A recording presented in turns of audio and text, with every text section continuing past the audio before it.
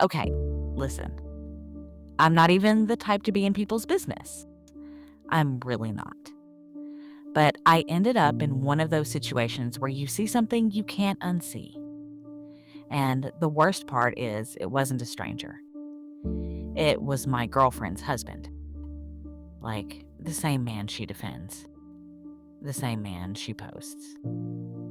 The same man everybody calls a good one. So when I tell you I froze in place for a second, I'm not being dramatic. I genuinely didn't know what to do first. This was a random weekday. I'm out running errands, nothing special. And I pull into the shopping center, and I see a car that looks way too familiar. Same tint, same rims, same little detail on the back that I've noticed before. At first, I'm like, no, it's probably just a similar car. Because he's supposed to be at work. That's what she said. But then I see him walk out from between two cars, and my brain immediately goes, oh, wow, that's actually him.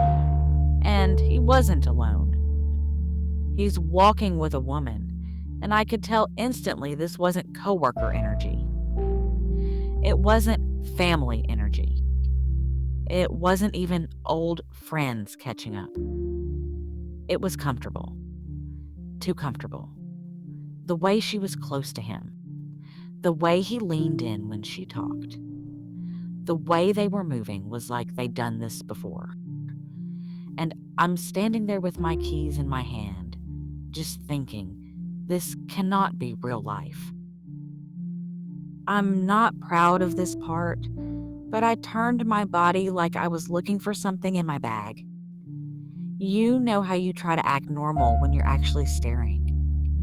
I didn't want him to see me, because once he sees me, now it becomes a situation. And I wasn't ready to be in a situation yet.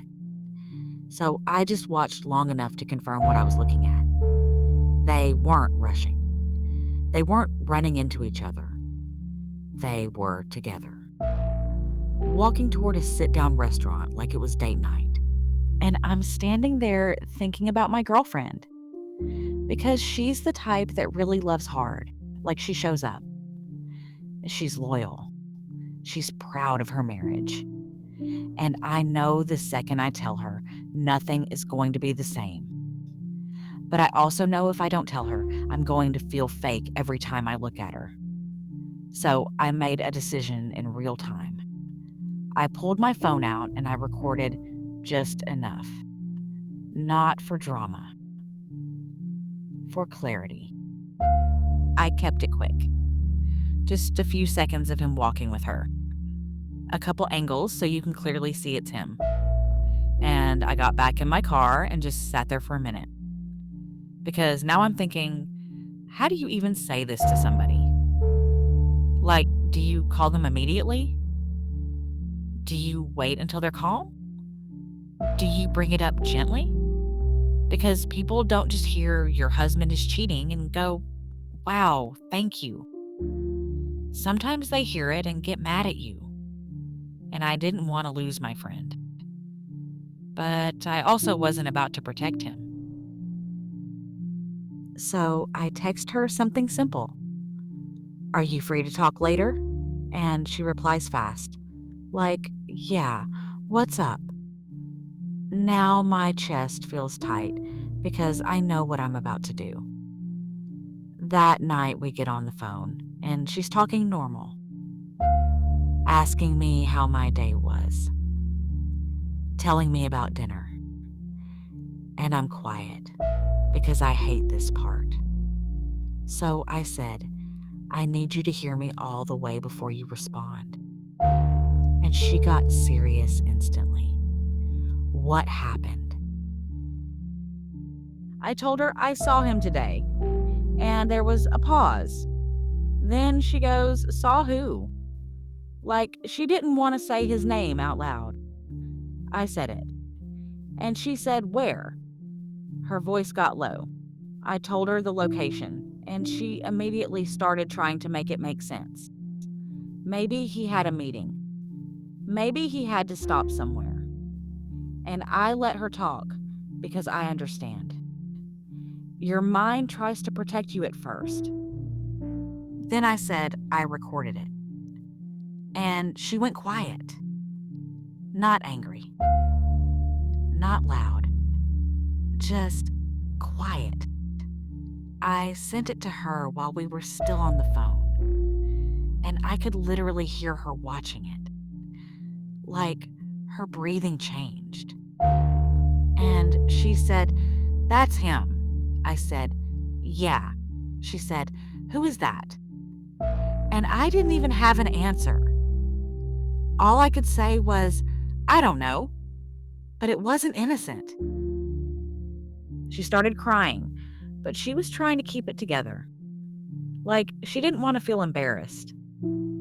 And I told her, "Don't put that on yourself. You didn't do anything wrong." Because the crazy part is, he's the one moving weird, but she's the one about to feel ashamed. She said, "He told me he had overtime." And I said, "I'm sorry." And she goes, "I'm calling him." And I didn't stop her because I knew she needed to hear his voice. She called him on speaker. He answered like everything was normal. "Hey, babe." She said, "Where are you?" He said, "Work." She said, "Right now?" He said, "Yeah." So she goes, "Send me a picture." And he got quiet for half a second too long. Then he goes, "Why are you doing all this?" And she said, "Because my friend saw you." And his whole tone changed. He said, "What friend?" Like he doesn't know who she talks to. She said my name. And he goes, "She's lying." And I wasn't even trying to speak, but I said, "I'm not lying. Because don't play with my character when you're the one outside on dates." He started getting defensive, talking fast and flipping it. "Why is she watching me? Why is she recording? This is why we can't have privacy." And my girlfriend's voice got quiet again. She said, "So you're not even going to deny it?" And he sighed. That sigh said enough. She hung up and she started crying harder, like real hurt. And I told her, "You don't have to decide anything tonight. Just breathe. Just get through the next hour." Because that first wave hits you like disbelief, then anger, then grief. She kept saying, "I feel stupid." And I told her, "You're not stupid. You trusted someone who was lying. That's not the same thing." A few days later, she called me again, and her voice sounded different. Still hurt, but clearer. She said he'd been texting nonstop, apologizing, crying, saying he'll change.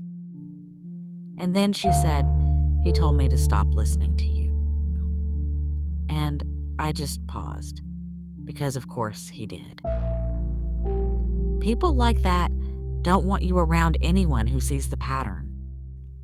They want control, not resolution. So yeah, that's how I ended up being the one who saw it first. And I'm not saying it felt good. It didn't. But I would rather tell my friend the truth than help a lie stay comfortable. If you've ever been in a situation where you had to decide whether to speak up, I get it. It's heavy. But if it was you, you'd want to know. If this story hit close, subscribe for more real-life story times. And if you've ever had to tell a friend something painful, tell me how you handled it in the comments.